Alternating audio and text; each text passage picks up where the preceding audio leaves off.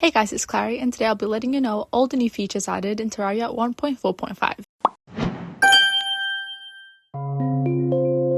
The 1.4.5 release was released on January 27, 2026. At the moment, there's a couple crossovers, so we have new Dead Cell crossover items and Dead Cells themed visual effects. We also have Palworld crossover content and deck toys inspired by Palworld. We also have a bunch of new weapons. We have a Plantera themed whip, a Stardust whip, a Corruption whip, Crimson whip, and Slime whip. Moving on, we also have a couple different added weapons and tools, such as Slime Spear, which you can get early game, a Shimmer Gun that applies shimmer effects directly to NPCs. We also have an Acorn Slingshot, which can plant trees remotely, a Boomerang Axe, which cuts trees while in flight. There's been a couple weapon changes to existing items, so Flare On has been changed so the bubble behavior has been adjusted. Lightsabers have also been changed so they can now be thrown like boomerangs. A zombie arm now throws zombie parts visually. There's also a ton of new accessories such as a magic yo-yo bag which allows yo-yos to float, and a new chlorophyte helmet, a new miner outfit, and a new fisherman outfit. There's also a bunch of new mounts and transformations, so there's now a velociraptor, a bat, a rat, and you can also use roller skates now as a vehicle and a remote controlled car. There's also new pets, NPCs, and interactions. There's a new fairy that chops trees and a new pufferfish pet. There's also a new NPC which is an orc, and there's a new tool called Tax Collector Cane. There's a ton of new furniture sets which are placeable: the Hollow furniture, Aetherium furniture, Fallen Star furniture, Lunar furniture, Snow furniture expansion, and much more. Moving on, there's also new world generation and seeds. In the seed menu, there's a new UI, and there's also a new feature where you can combine multiple special seeds. Now in world selection as well, icons will show the seed type. There is a new Skyblock seed which is a floating island star, and there's new seed effects such as Shimmer Oceans at spawn, Vampire Style, Sunlight Damage, and also rains causing flooding. There's also a bunch of new inventory and systems changes, so there's a new quick stash to nearby items, there's a redesigned guide crafting interface, a clearer defense stat explanation, and a new feature which is locking mannequins into poses. There's a couple new music soundtracks called Twins, King Slime, and Eater of the Worlds. There's a new visual which is biome background variations. There's also a new weather effect which is lightning that ignites trees. And last but not least, there's also a new multiplayer and boss UI which now shows damage contribution per player during boss fights. There's a ton more features that we couldn't cover in this video, or else this video would be 10 minutes long. But let us know down in the comments which of these features has been your favorite.